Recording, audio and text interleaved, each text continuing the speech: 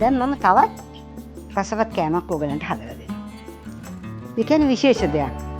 ඔයාලා අමාරුයි කියලා හිතන හැම දෙයක්ම මට හරි ලේසි. මං හරි ආසයි ඔයගලන්ට ඒක ලස්සනට කියලා දෙන්න.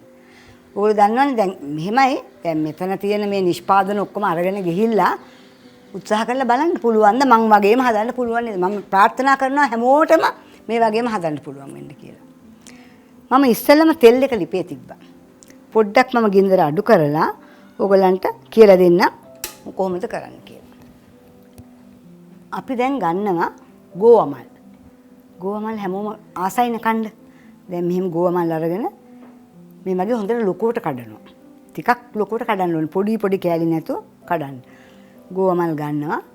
ඒකට අපි එකතු කරනවා කෝන් පිටි, කඩල පිටි, පාන් පිටි. ඒ තුන සමග ලුණු. එතකොට අපි මෙතනට එකතු කරනවා මසාලා පවුඩර් ටිකක්.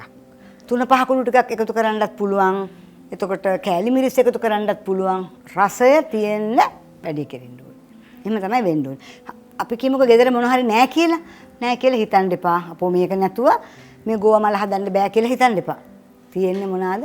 3-5 කුණු ටිකක් මේ විජය නිෂ්පාදන ගණනාවක් ඔයගලන්ගේ ගෙදර තියෙනවනේ. ඉතින් චුට්ටක් දාලා හදලා බලමු. කොහොමද කියලා. දැන් මේක තමයි අපි මේ මිශ්‍රණය එකතු කරලා බදින්නේ. එතකොට මේ තියෙන මේ ලොකුවට කඩලා තියෙනවා. දැන් මම මේ කෝප්පෙට එකතු කරනවා.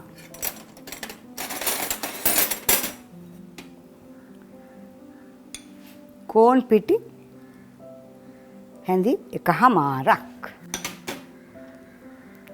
පාන් පිටි හැඳි 1/4ක්. ඔක්කොම සම ගන්න. කඩල පිටි හැඳි 1/4ක්. රස පමණට ලුණු. මේ තියෙන මසාලා පවුඩර්. මේකෙනුත් මම හැන්දක් එකතු කරනවා. ඊළඟට අපි මේකට දාමු විජය 3-5 කුඩු තියෙනවනේ. 3-5 කුඩු හැඳි භාගයක්. කහ කුඩු ටිකකුත් ඕනේ. නැත්තම් ලස්සන නෑනේ. කැබලි මිරිස්. කැබලි මිරිස් වැඩි නෙමෙයි හැඳි භාගයක්. එතකොට අපිට පොඩි දරුවන්ට උනත් කන්න දෙන්න පුළුවන්. මේ තියෙන්නේ ගම්බිරිස් කුඩු. ගම්බිරිස් කුඩු තේ හැඳි භාගයක්.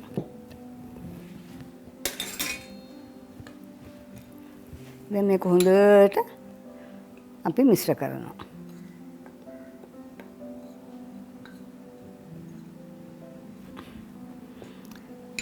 මේක ඇත්තටම විශේෂයෙන්ම නිර්මාංශයට මම හදන්නේ.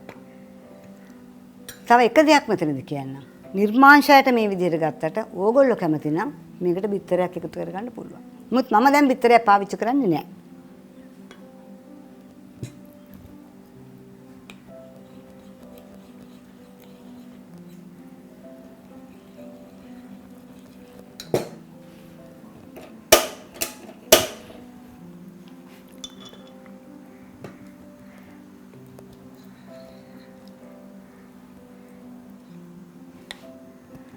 මේ බලන්න මිශ්‍රණයේ පදම හොඳට මිශ්‍ර කරලා ඔයාලට වැඩ කරගන්න ලේසි නම් මේක උදේ අනලා තියන්නත් පුළුවන් මිශ්‍ර කරලා. ගොරෝසුවටත් බෑ දියාරුවටත් බෑ මේ වගේ කැඩෙන්නේ නැතුව මේ විදිහට එන්න ඕනේ හරි පදමට ගන්න. නේ? තෙල් ටික ලිපේ තිබ්බා. තෙල් ටික අපේ මේ ගෝවමල් මසාලා ඒක රස වෙන්න මම ඒකට එකතු කරනවා මාජරින් හැන්දක්.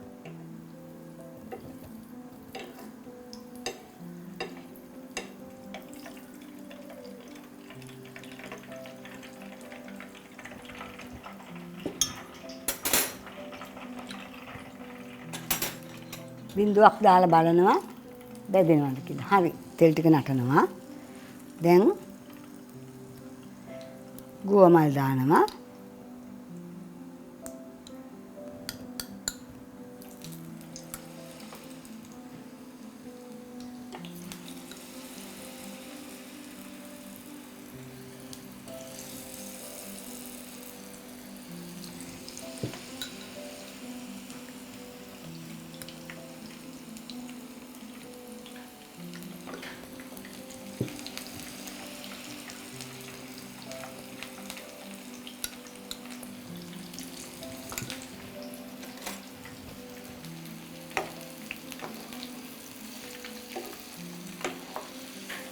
මේ ගෝවමල් මසාලා බැදුමත් විශේෂ අමුත් එක්ක දෙට ආ වෙලාවට හැමදාම අපි කන්න ඕනේ දෙන්න ඕනේ බිස්කට් එකක් අල්ලනවට වඩා රසයි නේද මේක?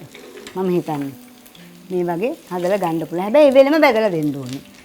ගෝවමල් ටික කඩලා වාජනයකට දාලා තියන්න. මේ මිශ්‍රණය හදලා පැත්තකට කරලා තියන්න. අර වගේ රස කුරක්කන් එකකුත් එක්ක ගෝවමල් බැදුම දුන්නම මොන්න තරම් වටිනවද?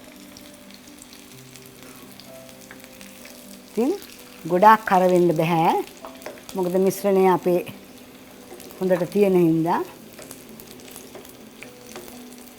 ඉවෙලෙම බෙදලා දුන්නම හරිම ක්‍රිස්පි ගතියට තියෙනවා.